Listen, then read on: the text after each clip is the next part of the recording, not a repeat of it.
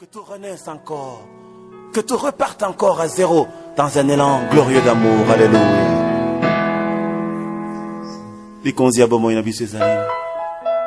Alléluia. Shalom, peuple de Dieu. Je suis Monsieur Vani Richa. Je suis serviteur de Dieu, chrétien, né de nouveau. Et aujourd'hui, c'est notre toute première apparition dans notre nouvelle chaîne intitulée Cœur à Cœur. Cœur à Cœur, c'est un grand projet qui a vu le jour depuis les années 2020, mais qui jusque-là n'avait pas encore de chaîne YouTube. Et aujourd'hui, Dieu nous a mis à cœur en fin de compte de mettre en place cette chaîne afin que, tant soit peu, nous puissions participer à la construction de couples. Notre vision ou notre plus grand rêve, c'est de construire des couples solides et durables. Alors, comment entretenir une relation amicale saine et aboutir jusqu'au mariage? Comment construire un mariage heureux et durable? Comment devenir un homme ou une femme de grâce et de valeur qui, partout où il passe ou partout où elle passe, tout ce qu'il fait, tout ce qu'il touche, tout ce sur quoi il pose sa main, réussit. Voilà différents questionnements auxquels nous faisons face, nous tous, un jour ou l'autre dans la vie, et des questionnements auxquels nous essayerons chaque fois d'apporter notre commentaire, d'apporter notre contribution afin de nous encourager dans ce voyage, dans ce pèlerinage que nous faisons tous ensemble vers les cieux. Peut-être que quelqu'un qui me suit à ce moment ignorait que nous étions dans un voyage et que notre destination est éternelle, soit au ciel ou en enfer. Mais une chose est certaine, une fois à destination, là où nous sommes en train d'aller, nous devons reconnaître qu'il n'y a point de chemin retour. Une fois nous prenons cette direction et que nous atteignons la destination, il n'y a point de chemin retour. Et Hébreux 11, 13 est en train de nous dire que c'est par la foi qu'ils sont tous morts sans avoir obtenu les choses promises, mais ils les ont vus et salués de loin, reconnaissant qu'ils étaient étrangers et voyageurs sur terre. L'erreur que plusieurs font consiste à croire que nous sommes permanents sur cette terre. Plusieurs personnes vivent ou mènent leur vie sur cette terre comme si nous étions déjà arrivés, comme si c'était ici notre destination finale, comme si c'était ici à la maison. Tellement nous chérissons ce qui s'y trouve, tellement nous adorons certains biens matériels que nous rencontrons et nous retrouvons ici. Plusieurs se mettent même à s'entretuer, ils se mettent même à se créer des querelles, des ennuis avec leur père pour des choses qui sont passagères que nous retrouvons sur cette terre. La Bible est en train de nous dire que dans Jean 15, 19, et là c'est Jésus-Christ qui était en train de s'adresser aux disciples en disant que si vous étiez du monde, un peu pour dire que vous n'êtes pas de ce monde. Nous ne sommes pas de ce monde, bien-aimés dans les Seigneurs. Et quelqu'un était en train de dire que le temps que nous passons sur cette terre, lui, il était en train d'appeler ça l'entretemps. Il dit que en attendant le temps que Dieu a fixé pour que nous puissions les rejoindre, en attendant le temps que Dieu a fixé pour mettre fin à ce monde, nous vivons. Dans l'entretemps, nous faisons quelque chose. Pendant le temps que nous sommes sur terre en tant qu'humains, selon différents endroits où Dieu nous a placés, quand j'analyse la vie de l'homme, je réalise que s'il y a quelque chose que nous faisons de mieux, s'il y a quelque chose que nous savons bien faire dans ces temps où nous sommes à l'attente du retour de de l'époux, je m'excuse, nous consommons la culture autour de nous. Et à venir, nous allons montrer en profondeur comment chacun de nous, sa culture, donne un sens quelconque à sa vie, même si nous finirons aussi par comprendre que le monde, il n'a aucun sens. Mais quand même, la culture est notre façon de transmettre, de vivre notre vision du monde. Ce qui est important, ce qui est correct ou incorrect, ce qui est vrai et comment est-ce que nous savons que ceci est vrai et cela ne l'est pas. Comment être heureux sur cette terre avec tout ce qui nous entoure, avec tout le paramètre, avec tout, comment je vais dire, les défis auxquels nous faisons face ou nous sommes en train de faire face actuellement. Comment nous allons nous comporter? Comment mettre en place un système équilibré qui va nous permettre de nous en sortir vainqueurs à la fin. Bref, nous pouvons dire que tout ce qui nous entoure nous lance un message et nous avons le devoir de l'analyser à la lumière de la parole de Dieu. Alléluia. Les films que nous voyons, les séries télévisées qui passent ça et là sur des chaînes. Il y a un certain temps, je me rappelle, dans la ville de Goma, je ne sais pas chez vous c'était comment, mais il y a une série qui a fait, qui a fait la une sur Canal Plus des Bachelor. Et c'était tous les jeunes qui s'y intéressaient, c'est tout le monde qui... À un certain temps même, le mot qui a commencé à circuler dans le milieu des jeunes, il s'appelait Bachelor, ainsi de suite. Mais quel est le message derrière cette série? Le match de football que nous suivons. Qu'est-ce que nous tirons de ça? Qu'est-ce que nous pouvons prendre comme leçon pour comprendre davantage notre Créateur? Facebook, Messenger, WhatsApp, RFI, France 24, Télé 50. Tout ce que je viens de présenter ici ne font que nous raconter tous des histoires d'une manière ou d'une autre. Des histoires qui essaient de donner un sens au monde dans lequel nous évoluons. C'est ainsi que vous verrez dans certaines villes, tous les jeunes, ils veulent suivre le match de football, non pas parce qu'ils en ont besoin, non pas parce qu'ils est désiré ardemment, mais parce qu'ils se disent, quand je vais me rencontrer avec mes pères, quand je vais me retrouver avec d'autres jeunes, avec des amis, avec des collègues au service, bon, quand on va se mettre à raconter des histoires, à échanger, et moi, qu'est-ce que je vais dire? Alors, pour trouver ce que je vais dire, je me mets alors à suivre aussi les matchs, à assister aussi les matchs, pour que demain, je ne sois pas mou. D'autres, à la suite d'une série télévisée qui est à la mode, poussent à ce que tous les jeunes, et même leurs parents, puissent adopter un certain langage, un certain style d'habillement. Bref, tout ce que nous entoure, tout ce qui est autour de nous finit toujours par nous influencer.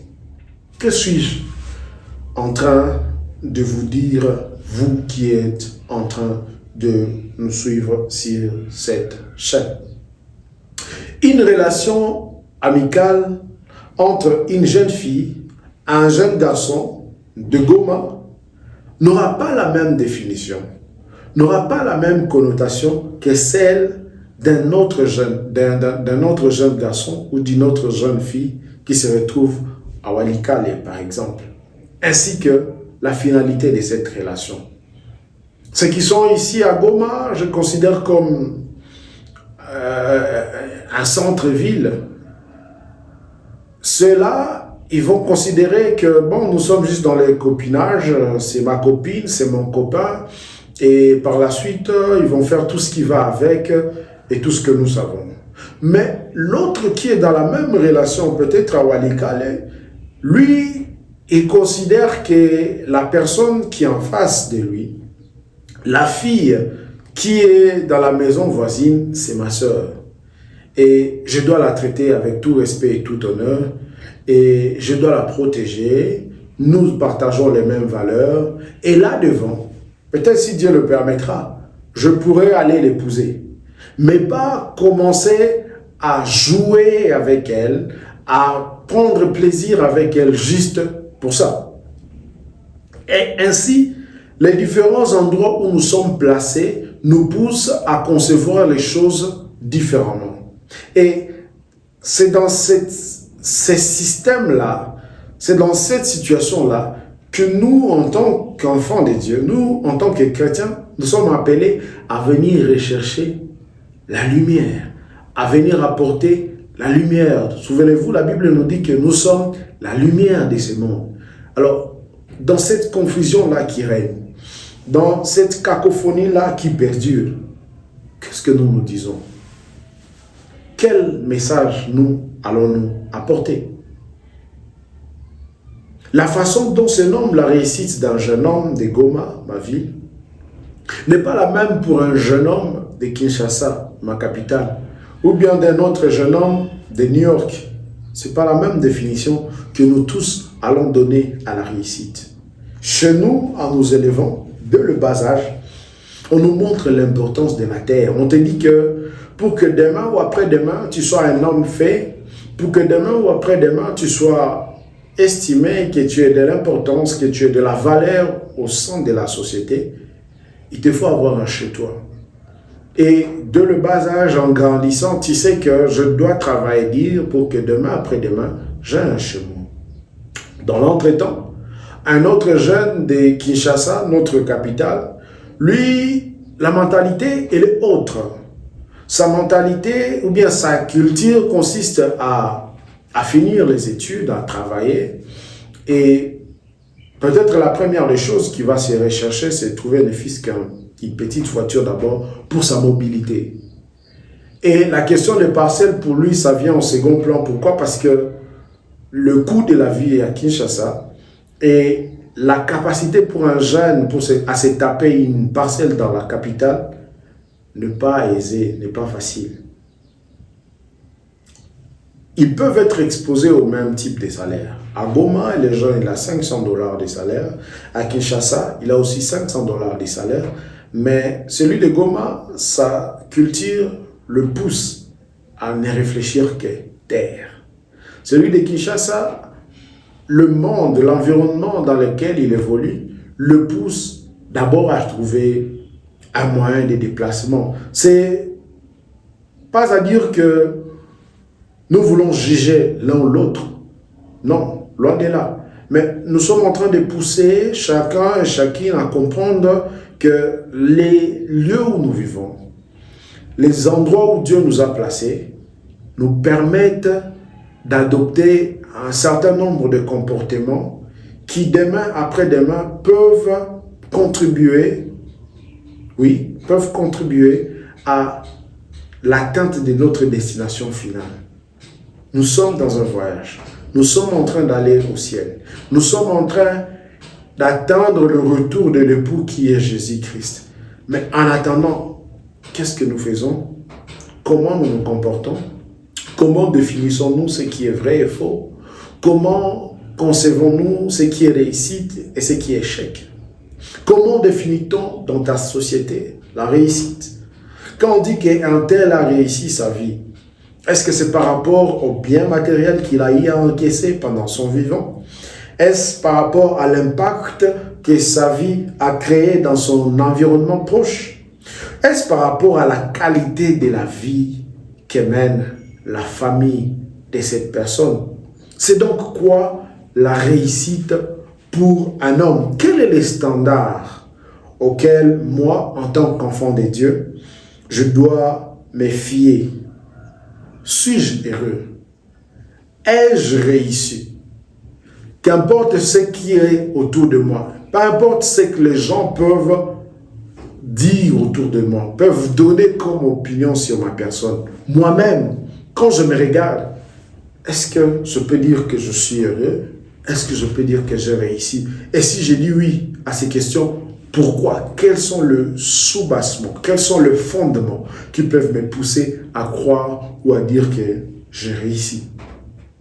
Dans certaines parties du monde, même dans certains pays voisins de la RDC, il est difficile pour un homme ou une femme d'épouser son ou sa partenaire sans avoir vécu J'étais en train de dire que dans certaines parties du monde, même dans certains pays voisins à la RDC, il est difficile pour un homme ou une femme d'épouser son ou sa partenaire sans avoir vécu avec lui, sans avoir vécu avec elle, pendant minimum un an. Je me rappelle un temps, j'étais dans un pays voisin ici, au Kenya pour ne pas citer les pays. J'étais là avec mon alliance et les collègues avec qui j'étais en train de travailler, tous jeunes comme moi, tous étaient curieux de voir comment est-ce qu'à mon âge je pouvais avoir une alliance sur le doigt.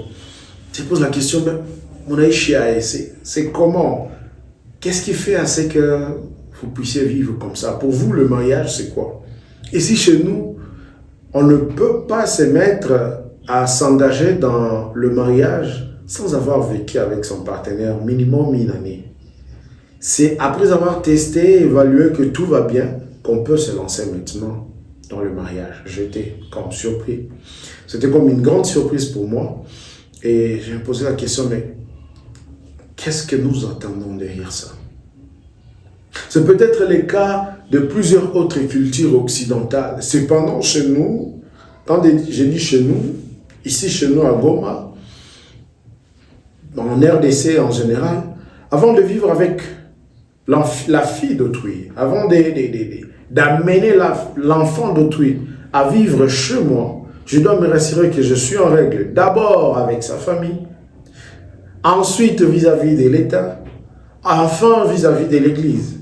Lorsque ces trois conditions je les réunis, alors je suis dans les droits de prendre l'enfant d'autrui, la fille d'autrui, et l'amener à vivre avec elle chez moi.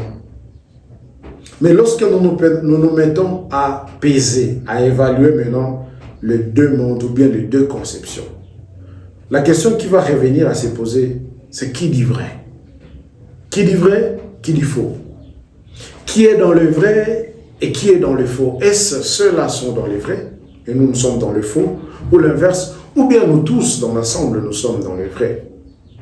En effet, cette chaîne, nous l'avons mise en place pour 4 grandes raisons. 4 grandes raisons nous ont poussé à mettre en place cette chaîne sur YouTube et peut-être sur d'autres plateformes digitaux. C'est d'abord pour nous éclairer sur comment vivre dans ce monde, comment vivre dans cet environnement et garder l'équilibre. C'est très important, bien aimé. Comment vivre dans ce monde et nous rassurer que nous sommes en train de garder l'équilibre. C'est-à-dire que nous ne sommes pas directement animés par le désir de quitter immédiatement cette terre aussitôt que nous acceptons Jésus-Christ dans notre vie. Mais aussi de l'autre côté, nous ne mourrons pas aussi d'envie d'y demeurer, d'y rester pour toujours éternellement et dire que nous allons hériter la terre. Comment est-ce que nous allons parvenir à mettre cet équilibre en tant qu'enfants de Dieu? Parce que Dieu nous appelle à ça. Lorsqu'il nous a sauvés, il nous a mis à part. Ce n'était pas pour que directement nous puissions mourir et le rejoindre, non. Dieu, en nous sauvant et en nous laissant sur cette terre, c'est parce qu'il a un objectif à atteindre avec nous et au travers de nous ici sur terre et nous devons l'accomplir. Souvenez-vous, j'ai dit, dans l'entretemps. Entre le temps de notre salut et le temps de l'enlèvement, il y a toute une succession de choses qui se vivent. Il y a des gens, il y a des enfants qui doivent naître. Il y a des nouveaux adultes qui doivent se constituer. Il y a des mariages qui doivent être bâtis. Il y a des nations qui doivent être construites. Il y a des inventions qui doivent être faites. Il y a tellement de choses qui doivent se faire dans l'entretemps. Mais comment est-ce que moi, en tant que jeune chrétien, moi, en tant que né de nouveau, comment je vais garder cet équilibre et me rassurer que dans ces mélanges-là, je ne suis pas en train d'offenser mon Créateur. Ça, c'est parmi les premiers objectifs de notre chaîne, nous rassurer que tout celui qui sera en train de suivre nos différentes vidéos que nous serons en train de mettre, il va mener sa vie dans l'équilibre. Il ne sera pas ni trop à gauche, ni trop à droite, il sera au milieu en train de poursuivre l'objectif que son Créateur lui a confié. Le deuxième objectif, c'est que, en tant que jeune, que dois-je faire pour préparer ma vie à la réussite? La plupart des fois, quand nous nous retrouvons avec des jeunes, que ce soit en milieu chrétien, que ce soit dans la vie de tous les jours, cette envie-là de réussite, cette envie-là d'exceller anime plusieurs jeunes. Mais dans notre société, nous avons un grand défi, c'est que nous avons plusieurs jeunes que je peux appeler autodidactes. Nous n'avons pas de modèle. Nous n'avons pas des gens auprès de qui nous pouvons nous inspirer pour faire comme eux, agir comme eux et espérer que demain, les actes, les actions que nous allons poser vont porter du fruit. Alors la question de comment est-ce que moi en tant que jeune, je dois me préparer, je dois faire pour préparer ma vie à la réussite professionnelle, conjugale, sociale et conseil. Comment est-ce que je vais faire? J'ai cette peur, j'ai cette envie de réussir en moi, mais je ne sais pas comment est-ce que je vais me comporter pour y parvenir. Quand je regarde autour de moi les défis du point de vue professionnel, je me pose la question, m'en sortirai-je? Est-ce que je vais m'en sortir? Est-ce que d'habiter au calme? Quand je regarde le mariage autour de moi, les défis auxquels les couples font face, peut-être autant de divorces qui sont en train d'être consommés dans mon environnement proche, je me pose la question, est-ce que je veux m'en sortir? Et parce que je veux m'en sortir, qu'est-ce que je vais faire? Comment je vais faire pour que je puisse y parvenir? Sur le plan social, ma communauté a besoin de moi. Mon pays a besoin de moi. Mais comment je vais faire pour répondre à toutes ces attentes à la fois? Bien-aimé, il y a une triste réalité que je peux brosser rapidement, vite en passant. C'est que dans nos églises, nous avons plusieurs fois aussi failli dans nos églises. Nous venons à l'église, c'est pour être construit, pour être édifié. Pas seulement spirituellement, mais sur tous les autres plans, afin que l'homme soit amené à l'accomplissement. Malheureusement, dans la plupart des églises africaines ou congolaises ou bien d'ici chez nous, nous allons à l'église juste pour prier, écouter la parole de Dieu. Quand je dis ici la parole de Dieu, on nous présente Jésus-Christ comme la solution à tout, un point, un trait. Mais les autres responsabilités que moi j'ai en tant qu'enfant de Dieu, les autres responsabilités ou bien les autres aspects d'impact que moi je suis appelé à poser dans ma communauté en tant que chrétien, il n'y en a pas. Et vous allez voir des gens trop spirituels, tellement spirituels, que les choses basiques, ils n'ont pas su comment se comporter vis-à-vis de ça. Ils ne savent pas comment agir, ils ne savent pas comment poser des actions. Et tant soit peu, les échanges que nous serons en train de faire ensemble sur cette chaîne, nous allons vous partager les choses que Dieu nous a mis à cœur pour que nous puissions ensemble nous tenir la main et avancer. Surtout pour vous les jeunes qui êtes en train de nous suivre.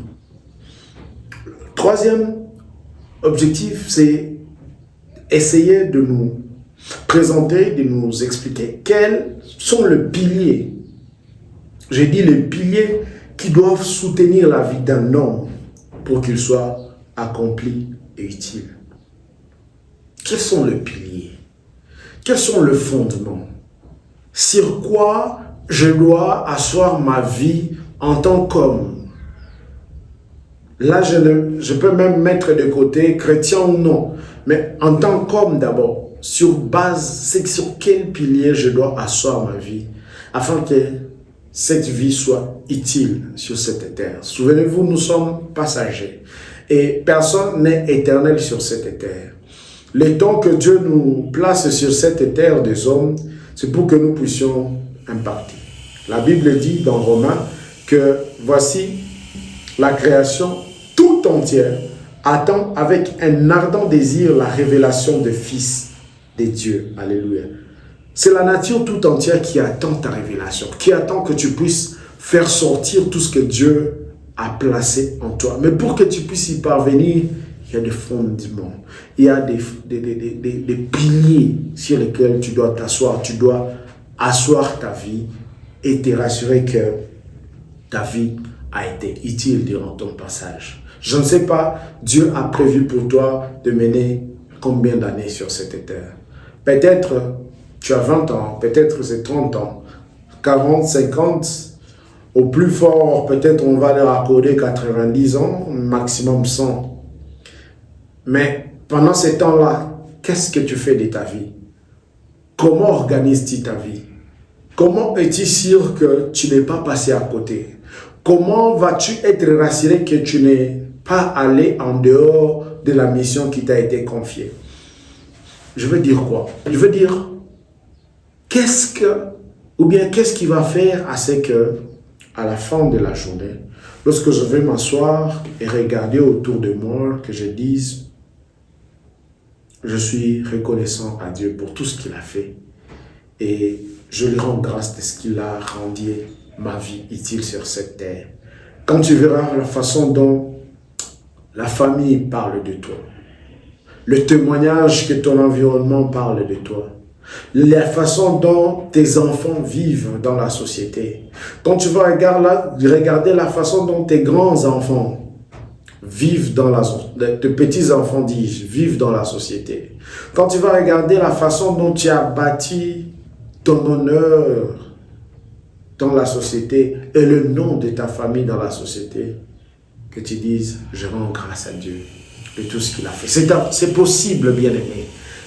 Nous connaissons plusieurs personnes qui en ont eu cette grâce de bâtir des noms solides, de bâtir des familles solides, pas dans le mal, pas dans le mauvais, mais dans les choses positives. Et si ceux-là ont eu à les vivre ou à les faire, pourquoi pas nous? Et surtout, lorsque nous avons l'Esprit de Dieu en nous, qu'est-ce qui peut nous arrêter à ne pas faire ces choses? Enfin, en dernier lieu, c'est de montrer que, vu que nous ne sommes pas une génération spontanée, c'est-à-dire une génération qui vient de nulle part et directement elle commence. Nous tous, nous venons de quelque part. Nous sommes ici des familles, nous sommes ici des communautés, nous sommes ici de tout ça. Donc, nous ne sommes pas une génération spontanée, c'est-à-dire que nous venons de quelque part, mais aussi nous allons quelque part. Comment faire pour léguer un héritage solide à ceux qui viendront après nous? C'est la question la plus difficile. Moi-même, je me pose cette question en permanence et je ne cesse d'effectuer des recherches là-dessus. Je sais que toi aussi, là où tu es, peut-être tu te poses la même question. Comment je ferai pour léguer un héritage consistant à ceux qui viendront après moi? Ici, nous ne parlons pas nécessairement de l'héritage matériel. Il y a quelque chose de plus important, de plus mieux que le matériel que nous pouvons avoir. Je me rappelle, et peut-être je serai en train de chuter par là, un jour je me retrouve avec des grands hommes à Kinshasa, nous étions en train d'échanger, et dans l'échange que nous étions en train d'effectuer, ils étaient en train de parler d'un homme puissant qui a vécu dans ces pays, en RDC, avec des hommes politiques, et l'on nous dit que cet homme-là, il était tellement puissant financièrement. Il s'est bâti de l'argent, une fortune comme pas possible. Et malheureusement pour lui, cette fortune était bâtie, construite sur le sang des humains. Et toute sa famille était consciente de ça.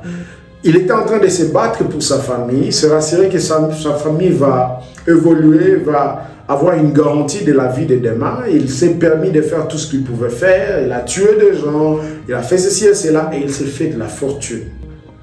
Au soir de sa vie, pendant qu'il était en train de vouloir rédiger son testament et confier des choses à ses enfants, malheureusement, il n'en avait que 3. Et tous étaient déjà vu qu'ils sont allés étudier à l'extérieur du pays, ils ont évolué là-bas et tout ça. Mais quand ils venaient pour faire des adieux à leur papa et que leur père voulait leur léguer, leur céder certains biens, à l'unanimité, tous les enfants, ils ont dit non. Ils ont dit non, pourquoi? Parce que ils savaient la façon dont leur père a mené sa vie. Ils savaient comment est-ce que leur papa a conduit sa vie. Comment est-ce qu'il a bâti tout ce qu'il a comme empire des biens. Ils ont dit, nous reconnaissons, papa, merci pour tout ce que tu as fait, mais nous ne sommes pas prêts à toucher tes biens parce que c'est plein de sang. Qu'est-ce qu'a été la douleur, la déception de ces papas? Après avoir mené toute ta vie pour tes enfants, pour ta famille, et t'es assuré que le lendemain sera meilleur, mais à la fin, tu te rends compte que ceux pour qui tu t'es battu, ils s'en foutent de ce que tu étais en train de construire. Et là, une leçon est venue. J'ai compris quelque chose de très important, et c'est même parmi les objectifs que nous poursuivons, c'est qu'est-ce que nous léguons à ceux-là qui viennent après nous. Le temps que nous sommes là, ce que nous sommes en train de faire maintenant, en quoi est-ce que ça va contribuer à la réussite de la future génération? Ne sommes-nous pas en train de travailler en vain comme ces papas qui a fait tout ce qu'il pouvait? Il s'est amorti, il a tué des gens, il a payé, il a acheté. Mais en fin de compte, on s'est dit non, c'est des choses de sang, nous ne voulons pas. Nous voulons bâtir une nouvelle classe. Des jeunes d'honneur, des jeunes qui vont comprendre leur rôle à jouer et qui vont dire c'en est trop. Nous avons longtemps vécu ce cycle dans ma famille. Je vais tourner la page et commencer une nouvelle histoire. C'est possible de prendre cette résolution et de la mettre en pratique, peuple de Dieu. Si après chaque vidéo, vous parvenez à avoir la réponse à l'une de ces questions, alors nous serons en train d'atteindre notre objectif. Ainsi, je vous prie de vous abonner massivement à notre chaîne afin de ne pas rater la prochaine vidéo que nous postons. Ainsi, ces objectifs vous ont intéressé, ne manquez pas de partager les liens de la chaîne sur votre statut WhatsApp dans un groupe WhatsApp, afin d'inviter les amis à nous suivre aussi et à être édifiés ensemble. Nous traiterons de la vie sociale, nous traiterons de la vie de couple, nous traiterons de la vie, la place que nous devons jouer dans notre communauté en tant qu'enfants de Dieu. Nous croyons que si vous êtes tombé sur cette chaîne, ce n'est pas en vain. Il y en a plusieurs, voire même des milliers que vous seriez en train de suivre, de visualiser à ces moments. Mais le fait que vous avez visualisé celle-ci, le fait que vous avez pris du temps à visualiser cette vidéo et que vous êtes allé jusqu'à la fin maintenant, c'est que vous rêvez aussi mener une vie utile sur cette terre des hommes. Et le Dieu que nous servons te la donnera au nom puissant de Jésus-Christ. Nous la postons en tant que notre vidéo introductive afin de vous éclairer sur les différentes thématiques que nous aurons à développer sur cette chaîne. Nous croyons qu'elle va vous faire beaucoup de bien. Nous croyons que Dieu qui nous a mis à cœur de le faire, il va vous orienter aussi. Il va faire en sorte que vous ne puissiez manquer de rien afin que vous puissiez nous suivre de partout où vous êtes. Et nous croyons que si nous trouvons un engagement ferme d'un jeune, d'un couple, d'un parent, 3, 4, 5, le petit nombre que nous serons, si nous portons à cœur cette vision de construire des hommes faits, des hommes complets, sur qui toute une nation peut compter, alors nous serons en train de réussir et d'aller de l'avant.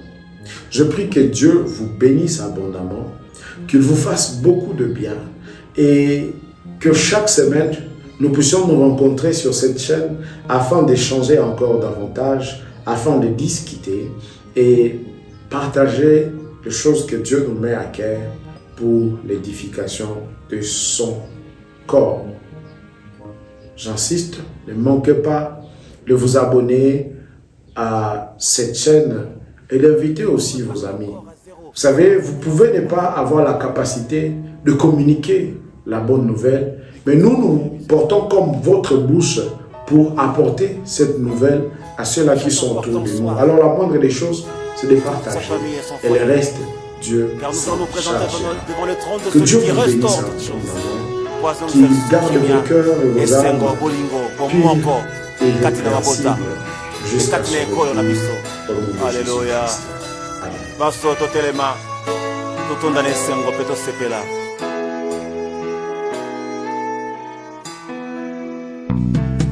Baso tu sepela.